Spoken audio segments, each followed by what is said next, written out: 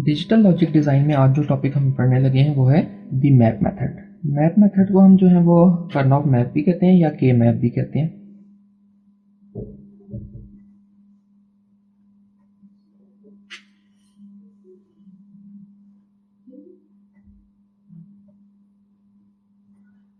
अब हम इसको थोड़ी सी इसकी थ्योरेटिकल पहले देख लेते हैं कि ये थ्योरेटिकल हम कैसे कर्नौग मैप क्या है, किस लिए यूज़ होता है और इसका क्या फंक्शंस है।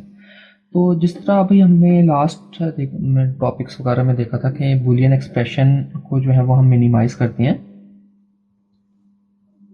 बूलियन फंक्शन या एक्सप्रेशन को हम मिनिमाइज करते हैं बाय यूजिंग बूलियन के जो लॉज या पोस्टुलेट्स हैं। तो अब उससे आसान तरीके की तरफ हम जा रहे हैं कि अगर हमने बूलियन फंक्शन को अपना मिनिमाइज करना है ताकि हमारा जो फंक्शन है वो एफिशिएंट हो सके, तो हम जो है वो कर्नौग मैप या के मैप जो है वो यूज़ करेंगे। क्योंकि अक्सर ऐसा होता है कि हमारे पास अगर हमने कोई बूलियन का लॉ हमें ना याद आ रहा हो तो हमारे लिए मुश्किल हो जाती है उनको इक्वेशन को मिनिमाइज करने के लिए। जबकि के मैप में इस तरह की कोई चीज़ नहीं है। के मैप जो है वो हमने बाय यूजिंग अपना जो ट्रुथ टेबल है वो हम बनाएंगे और उसके बाद जो है वो हम अपनी फर्दर जो है वो इक्वेशन को मिनिमाइज कर लेंगे। तो सबसे पहले जो के मैप है वो हमारे पास जब भी होता है कुछ स्केयर्स की फॉर्म में होता है कि जब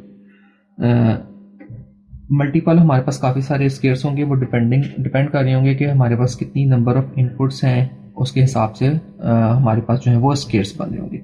लेकिन जो भी एक स्केयर होगा हमारे पास वो या तो सम ऑफ प्रोडक्ट की टर्म पे बेस करा होगा या प्रोडक्ट ऑफ सम की टर्म पे बेस करा होगा। इसका मतलब है कि इसके अंदर कम से कम या तो वन मिन टर्म होगी अगर हम एसओपी से की मैप सॉल्व करें, या वन मैक्स टर्म होगी अगर हम प्रोडक्ट ऑफ सम से के मैप जो है वो सॉल्व करने लगे के मैप से। तो हमने ये तो देख लिया कि जो स्टैंडर्ड मेथड, जो स्टैंडर्ड एक्सप्रेशन जो हम लिख सकते हैं या तो वो सम ऑफ प्रोडक्ट्स की फॉर्म में होगी या प्रोडक्ट ऑफ सम की फॉर्म में होगी। हमारा जो मेन ऑब्जेक्टिव होगा कि हमने एक्चुअली करना क्या है कि हमने अपनी जो इक्वेशन को है वो इस तरह मिनिमाइज करना है कि हमारे पास total minimum number of terms हों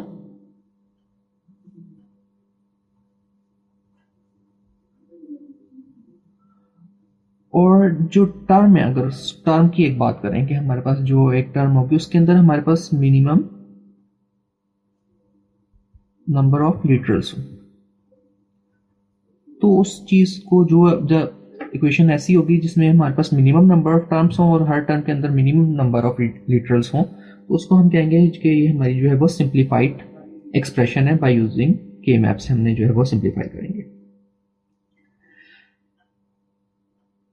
इसका minimum of number of terms और मिनिमम नंबर ऑफ लिटर्स का से हम अगर देखेंगे हमारे पास फायदा क्या होगा। जब हमारे पास टर्म्स मिनिमम होंगी तो हमारे पास और लिटर्स मिनिमम होंगे तो हमारे पास ओवरऑल गेट्स जो हैं वो मिनिमम हो जाएंगे।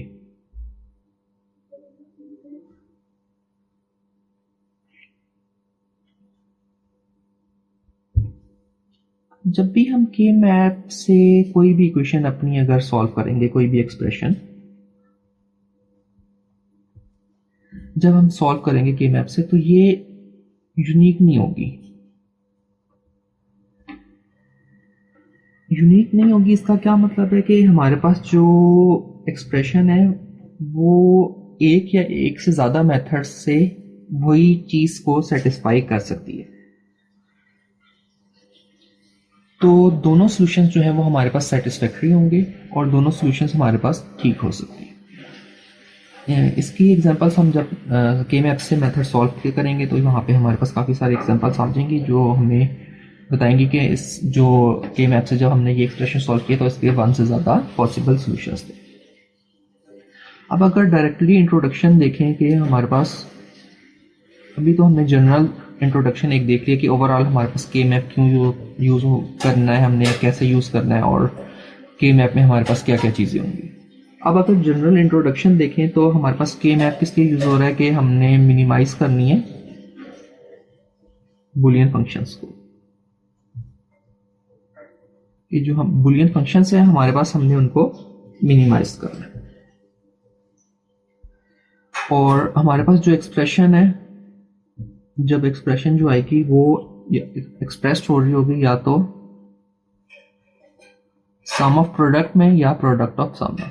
जो नॉर्मली हम यूज करते हैं वो सम ऑफ प्रोडक्ट ज्यादातर यूज होता है, लेकिन हम प्रोडक्ट ऑफ सम भी यूज करेंगे। और के मैप जो है वो हमारे पास क्या है, एक्चुअली एक पिक्टोरियल रिप्रेजेंटेशन है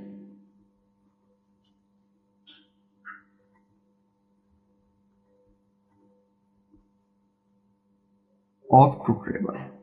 ये ट्रूथ टेबल की जो हम रिप्रेजेंटेशन करेंगे इन पर, तो उसे हम कहेंगे ये हमारी पिक्टोरियल रिप्रेजेंटेशन है।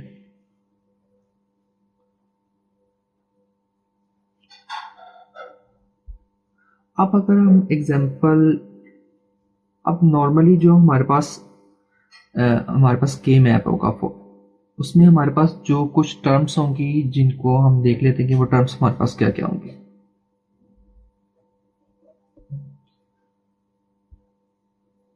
सबसे पहले होगा हमारे पास इम्प्लीकेंट। इनको अभी हम फर्दर जब अपने क्वेश्चंस वगैरह सॉल्व करेंगे तो वहां पे हमारे पास क्लियर हो जाएगा कि ये चीजें क्या हैं।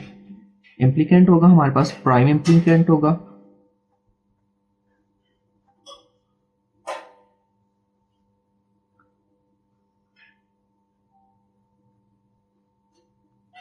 और थर्ड होगा एसेंशियल प्राइम इम्प्लीकेंट।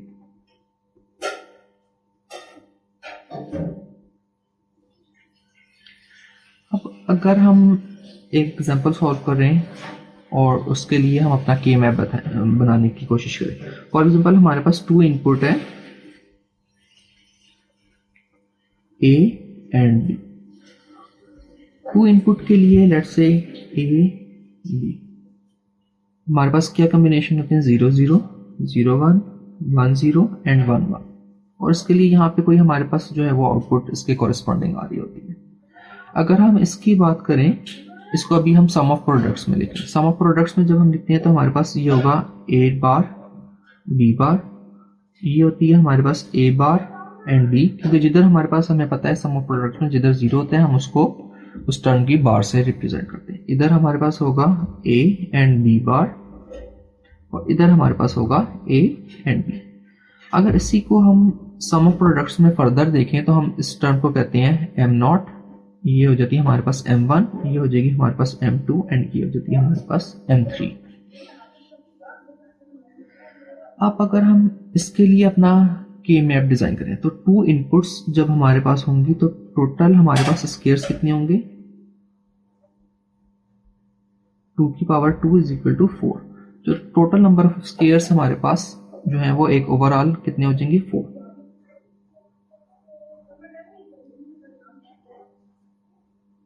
ये हमने बना ली है अपने 4 स्केयर्स, हमारे टोटल हो गए। उसके बाद हमने क्या करना है कि यहाँ पे हमने एक बार टाइप लगानी है। इसके एक साइड पे हमारी एक इनपुट होगी और दूसरी साइड पे हमारी दूसरी इनपुट होगी। बी हमारा यहाँ पे भी आ सकता है और ए हमारा यहाँ पे भी जा सकता है। ये हमने अपने हिसाब से जो है वो लिख लेंगे। अब ए के पास, ए हमारे पास है, इसके पास 2 ही पॉसिबिलिटीज हैं, या तो ये 0 हो सकता है या ये 1 हो सकता है। जैसा हमें यहां से भी नजर आता है, ए 0 होता है या फिर 1 होता है, तो इससे लिख लेंगे 0 एंड 1। इसी तरह सेम बी के पास भी क्या है, हमारे पास 2 ही पॉसिबिलिटीज हैं, या तो वो 0 होता है या 1 होता है, तो हम लिख लेंगे 0 एंड 1। अब ये वाला जो हमारा बॉक्स है वो एक्चुअली क्या है, इसमें ए की वैल्यू भी क्या है, 0 एंड बी की वैल्यू भी क्या है, 0। ठीक है, या तो हम उसे कह सकते हैं ए डैश बी डैश, या हम उसे कह सकते हैं एम नॉट। लेट्स से हम एम नॉट लिख लेते हैं, या ए डैश एंड बी डैश लिखें, तब भी हमारे पास जो है वो बात सेम है। इस वाले बॉक्स में हमारे पास अब देखें ए 0 ही है, क्योंकि ए हॉरिजॉन्टल इस तरह रो वाइज चल रहा है, तो ये सारी रो अगर ज्यादा होंगी तो यहाँ पे भी ए हमारे पास जो है वो 0 ही होगा।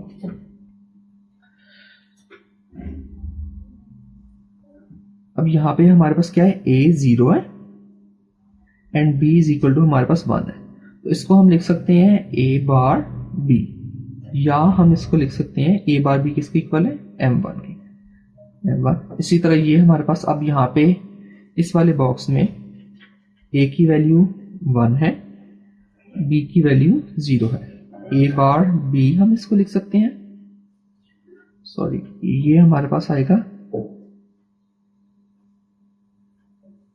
ये हमारे पास आएगा ए, क्योंकि यहाँ पे A and A B bar की वैल्यू हमारे पास है M2। अब यहाँ पे हम M2 लिख लें या ए बी बार लिख लें तो दोनों की बात सेम होगी। यहाँ पे हमारे पास a इज इक्वल टू 1 है and b is equal to 1 है, या तो हम इसको लिख लें ए बी या लिख लें M3।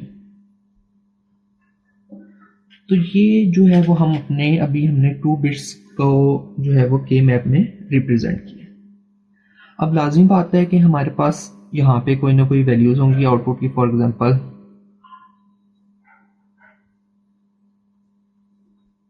तो हमने इसको अब कैसे रिप्रेजेंट करेंगे अपने के मैप में, 0 0 पे हमारी आउटपुट 0 है और बाकी सब पे हमारे पास आउटपुट जो है वो 1 आ गई, और ये हमारा आ जाएगा ए बी 0 1 0 1। तो ये अभी हमने जो है वो अपने ट्रुथ टेबल से अपना के मैप जनरेट कर लिया। अब के मैप को जब हम फर्दर सिंप्लीफाई करेंगे उसके हमारे पास कुछ रूल्स होंगे, तो उन रूल्स को फॉलो करते हुए जब हम के मैप से सिंप्लीफाई करेंगे अपनी इक्वेशंस, तो हमारे पास जो है वो इक्वेशन है वो मिनिमाइज फॉर्म में आएगी। अब जब हमने एक ट्रुथ टेबल बना लिया तो हम उसमें देख लेते हैं कि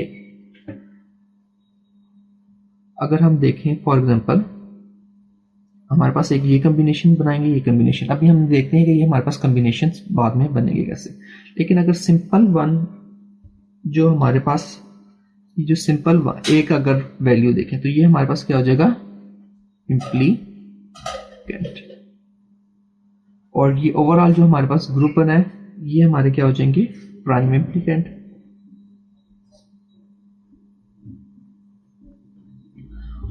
और अगर हमारा एक ऐसा वन होता जिसका किसी के साथ कोई पेयर ना बना हुआ होता तो वो हमारा क्या होता, एसेंशियल प्राइम इम्प्लीकेंट।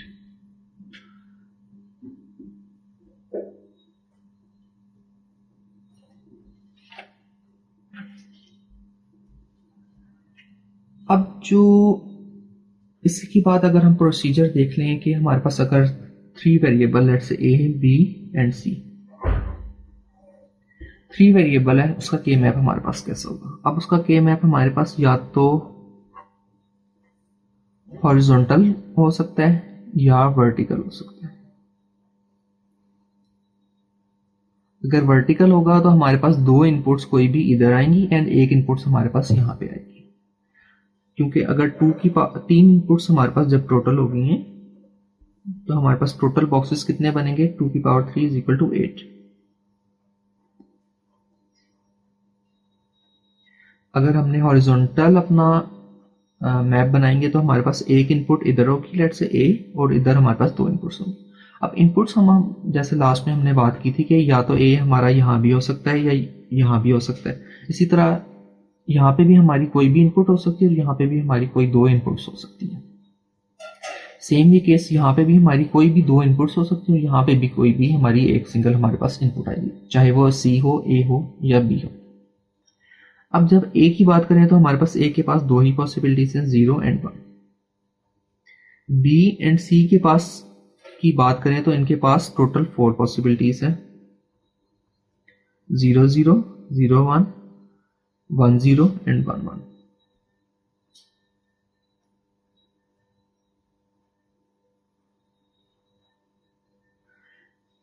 यहाँ पे जब मैंने लिखा है तो मैंने लिखा था 0 0 0 1 1 0 एंड 1 1, लेकिन जब मैंने के मैप में लिखा है तो मैंने क्या किया, 0 0 0 1 1 1 लिख दिया एंड देन 1 0 लिखा है।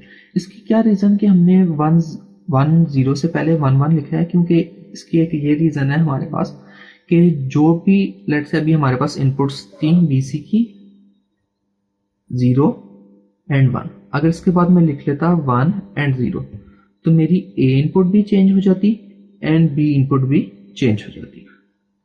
जबकि हमारे पास मैप में हमने इस तरह लिखना होता है कि हमारे पास एक टाइम पे एक ही इनपुट हमारी जो है वो चेंज हो रही है। अब मैंने 0 1 के बाद लिखा है 1 1, तो ये इनपुट तो मेरी चेंज नहीं हुई, सिर्फ हमारे पास एक इनपुट चेंज हुई है जो ए हुई, इसलिए हमने 1 1 लिखा है। सेम इसी तरह ही अगर हम यहाँ पे भी लिखें तो इसी तरह ही लिखेंगे 0 0 0 1 1 1 एंड 1 0। तो ये हमारे पास अभी हो गया है 3 वेरिएबल का स्ट्रक्चर के जो है वो हमारे पास कैसा होगा।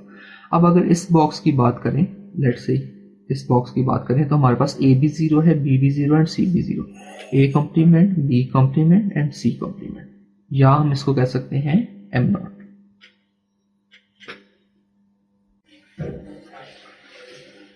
इसी तरह यहाँ पे अगर हम इस वाले बॉक्स की बात करें तो हमारे पास ए हमारे पास 0 है, ए कॉम्प्लीमेंट, बी भी हमारे पास 0 है, बी कॉम्प्लीमेंट एंड सी हमारे पास 1 है, तो हमारे पास ए बी सी। इसी तरह हम जो है वो बाकी स्केयर्स के लिए लिख लेंगे, या इससे M1 भी हम कह सकते हैं।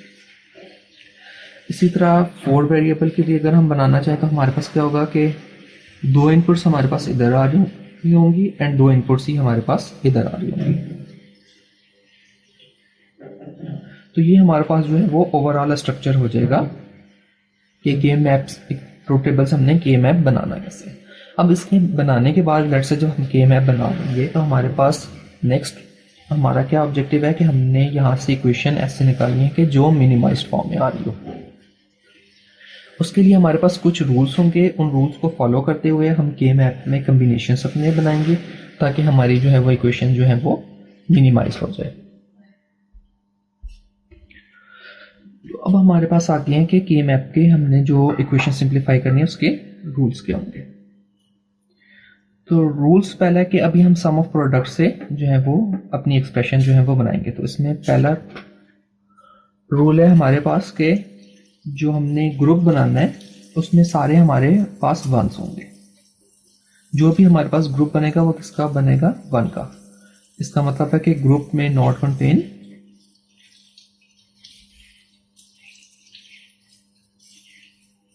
जीरो, कि ग्रुप जो भी हमारा बना हुआ होगा उसमें 0 वाली टर्म कोई भी नहीं होगी। नेक्स्ट रूल हमारे पास ये है कि हमने किस तरह बनाने हैं, या तो सिंगल टर्म का हमारे पास ग्रुप बनेगा, या 2 टर्म्स का बनेगा, या 4 या 8। तो इसको हम कह सकते हैं कि 2 की पावर n सेल्स का हमारे पास जो है वो ग्रुप बनेगा। जब भी हमारे पास ग्रुप बनेगा या तो वो 1 का बनेगा, या 2 या 4 या 8, या 2 के मल्टीपल्स हम कह सकते हैं कि 2 के मल्टीपल्स में हमारा जो है वो ग्रुप बनेगा। जो भी हमारा ग्रुप होगा वो हमने कोशिश करनी है कि जितना बड़ा से बड़ा हम बना सकें 2 की पावर में उतना हमने बनाना है।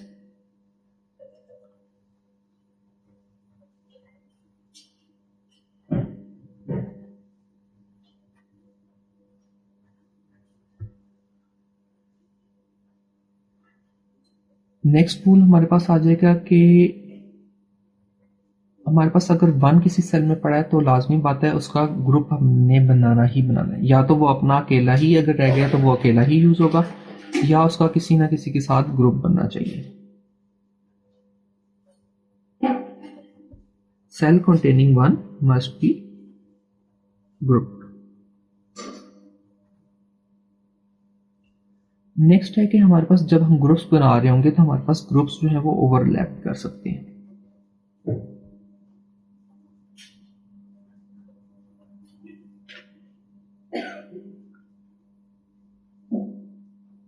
नेक्स्ट है कि हमारे पास ऑपोजिट ग्रुपिंग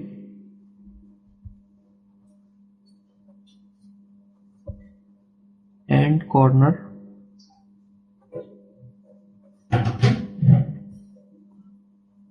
इज अलाउड। अब हम ये नेक्स्ट एक एग्जांपल लेते हैं, उसमें हम देखेंगे कि ऑपोजिट ग्रुपिंग और कॉर्नर ग्रुपिंग हमारे पास कौन सी होगी जो हमारे पास अलाउड है। और हमने कोशिश करनी है कि हमने कम से कम ग्रुप्स बनाने हैं।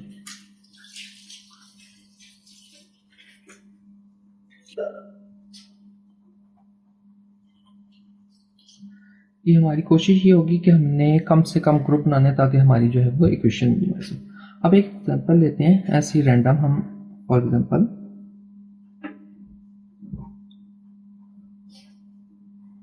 4 बिट्स के लिए, ताकि हमें ये जो रूल्स हैं ये अच्छे से समझ आ जाए।